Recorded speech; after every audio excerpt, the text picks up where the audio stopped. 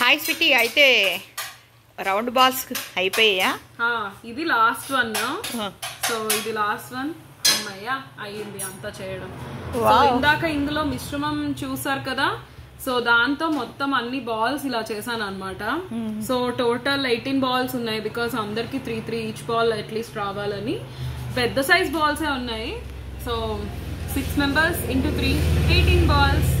So total 18 balls చేసాను అనమాట. ఇది ఇప్పుడు ఫ్రై చేస్తే ఎంత బాగా వస్తుందో చూడాలి. I'm very excited about it. First time చేస్తున్నాం కదా, సో ఎప్పుడు ఇలాంటివి రెస్టారెంట్స్ లోనే తింటాం, ఎందుకంటే ఇంట్లో చేసుకుంటే ఎలా వస్తాయో తెలియదు. బట్ ఈసారి అనుకున్నాం లైక్ ఓకే, ఎప్పుడు పనీర్ బటర్ మసాలా చేసి బోర్ కొడుతూ ఉంటుంది కదా, అండ్ బిర్యానీ కూడా పనీర్ బిర్యానీ, మళ్ళీ పనీర్ బటర్ మసాలా ఏం చేస్తాం, ఇప్పుడు స్పెషల్ గా ఉంటుంది కాబట్టి క్రీమ్ తో మనం మలై కోఫ్తా చేసుకుంటున్నాం. సో మలై కోఫ్తాకి కోఫ్తాస్ ఇంత బాగా వస్తున్నాయి అంటే ఐఎమ్ వెరీ ఎక్సైటెడ్. ఫ్రై చేశాక ఈ బాల్స్ ఉంటాయి కదా, ఆ బాల్స్ తీసుకెళ్లి మన బటర్ మసాలాలో వేసి అండ్ దెన్ అందులో ఫుల్ మలాయ్ వేసి అంటే క్రీమ్ వేసి తింటే wow, I'm very excited. Wow super.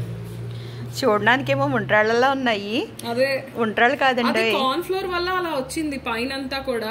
And దీన్ని బాల్ చేస్తుంటే కూడా చక్కగా పన్నీర్ వల్ల అనుకుంటా కొంచెం మిల్క్ లాగా అవి ఆయిల్ అయినట్టు అయింది. హ్యాండ్స్ కూడా చూడండి, హ్యాండ్స్ తో చేస్తున్నప్పుడు ఆయిల్ రాసుకుని చేసినట్టుగా ఫీలింగ్ వచ్చింది నాకు, కానీ ఆయిలే రాయలేదు.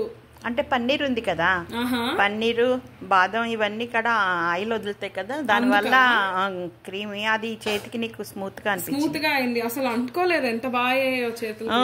త్వరలో ఉండ్రాళ్ళు కడ చేస్తామండి. వినాయక చవితి వస్తుంది కదా, ఉండ్రాళ్ళు కడ చేసి దేవుడికి నైవేద్యం పెడతా.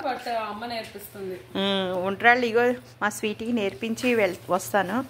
అది ఇక్కడ అన్ని వినాయకుడికి నైవేద్యం పెట్టాలి కదా, ఉండ్రాళ్ళు జిల్లేడికాయలు. ఇంతకీ ఇప్పుడు ఈ ఉండ్రాళ్ళు కాదండి, మళ్ళీ నేను ఉండ్రాళ్ళు అంటున్నానని ఉండ్రాళ్ళు అనుకుంటారో ఏంటో.